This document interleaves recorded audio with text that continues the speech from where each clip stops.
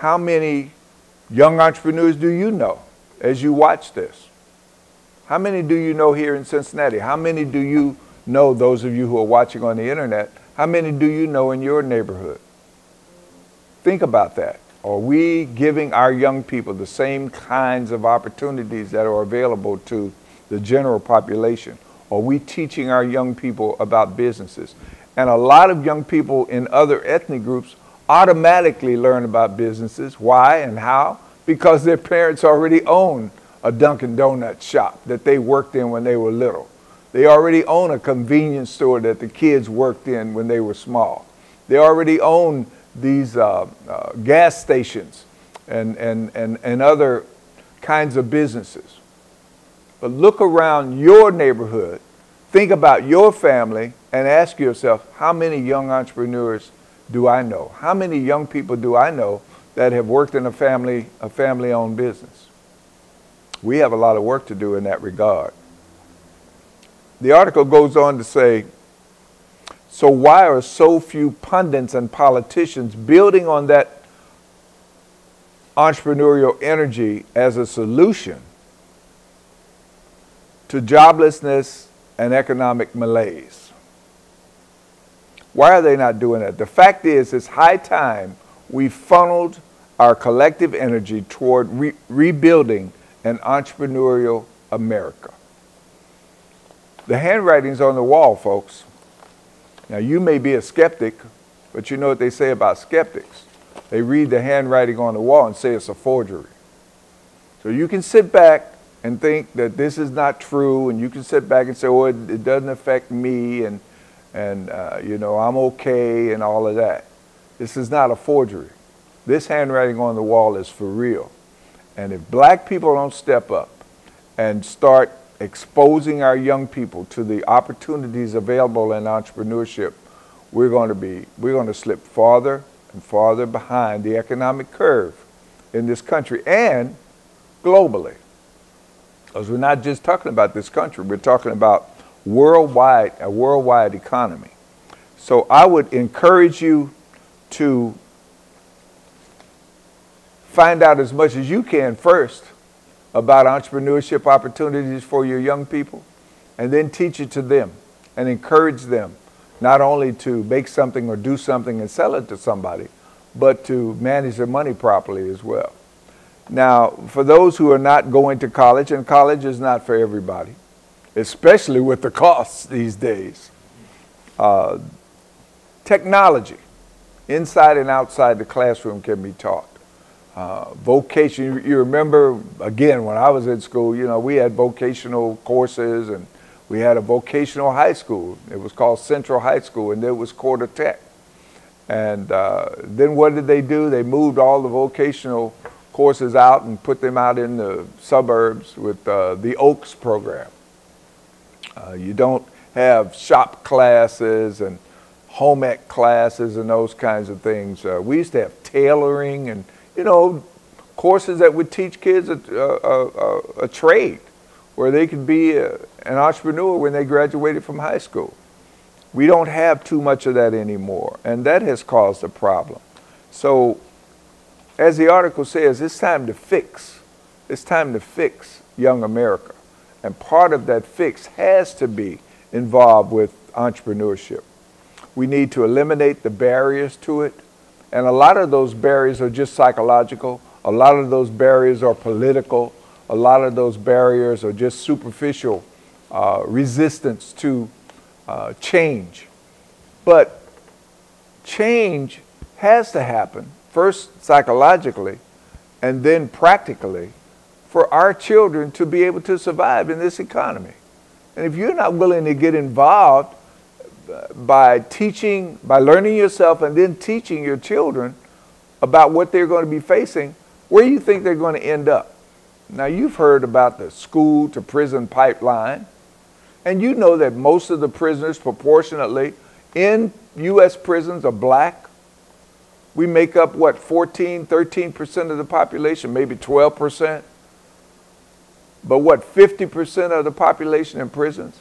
Why do you think that is? I just talked earlier about the correlation between crime and poverty. Now, I'm not saying everybody who commits crime is poor. And I'm not saying that everybody who's poor seeks out crime to solve their problems. But I am saying that that's a major part of it. And if you think about some of the, well, we can talk about the drugs and all that kind of thing, but I'm talking about basic survival issues. People have to feed their families, have to take care of children and take care of their mothers and fathers and grandparents and all of that. That takes money. Unfortunately, some people seek illegal means to get money to do that. It just happens. So I'm not going to try to mitigate something like that, but I'm also not going to ignore it. And you shouldn't either, because it's very, very real for a lot of people. And this group we call the millennials, the young people, they have to be taught early that there are alternatives to the negative behavior that we often complain about. And if they're not taught that, then they're going to gravitate toward the negative instead of the positive, which is entrepreneurship. So this notion of jobs, jobs, jobs is real important. It's more than just a mantra. It's more than just a slick poster or a photo op or a press conference. It's much more than that. And we play games with this a lot. We have these job fairs where nobody gets hired. We get a business card from somebody, or kids go and then nothing happens. How discouraging do you think that is for young people? Every year they go to 2 or 3 job fairs and nothing happens. Now I understand everybody who goes to a job fair can't be hired, but come on, put a little more substance in what you're doing, because what you're really doing is using people. You're using these young people, those of you who put on these job fairs. And I know many of you have good intentions in as far as doing that. But understand the frustration, the disappointment in a young person. And I've talked to several who have gone to these, and nothing has come from it. Not even a follow-up call. Once they call, nothing happens. So, and even more so for folks who are returning to society from prison. We like to talk about, oh, we have to help ex-offenders, and you know, we have to make sure that they can get jobs, and we need to develop programs for them. Well, you don't see too much of that going on. You hear a lot of rhetoric, but you don't see too much of that going on. We need to do better with that and stop playing with people's lives. I worked for many years in public service, starting way back with Neighborhood Youth Corps. Used to be located up on McMillan and May Street in that building there.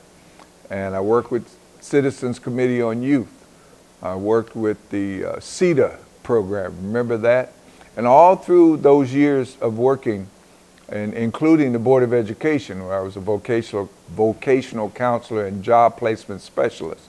All through those years, I worked with young people and developed and managed programs through which they really got jobs. Not just, well, I'm going to train you or put you in something and nothing happens. And many people did back then. And even today, I see people who went through some of those programs.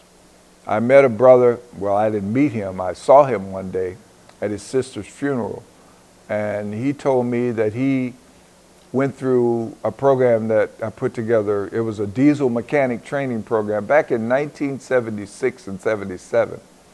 And he said, Jim, I graduated, you got me this job, we trained to be diesel mechanics, and I worked for 35 years, putting my family and my kids through school, now taking care of my grandkids.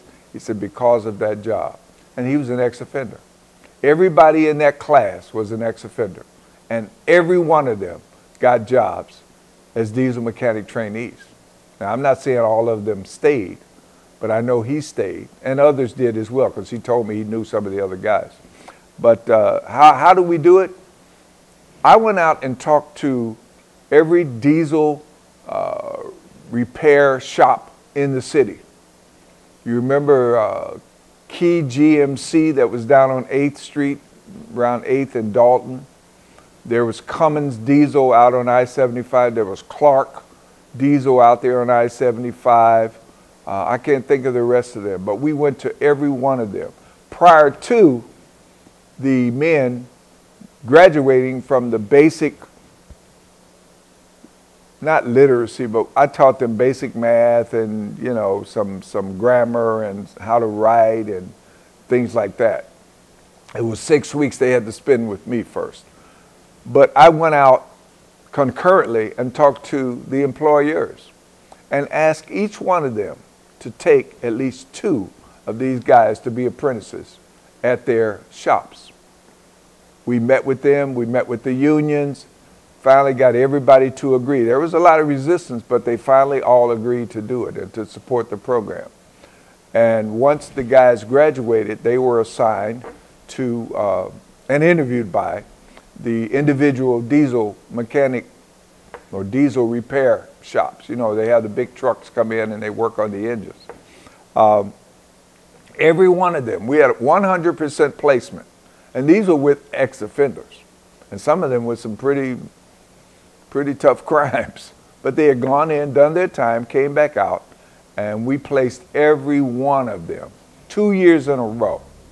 The program was so successful the first year, we did it the second year, and all of the guys got hired again.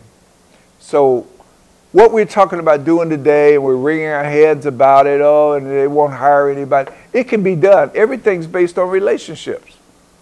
We worked with these employers prior to the guys graduating from this program. I wish I had the brochure to hold it up to show you. There's a picture of all of us sitting out on Reading Road at what used to be the Auto Workers Union building.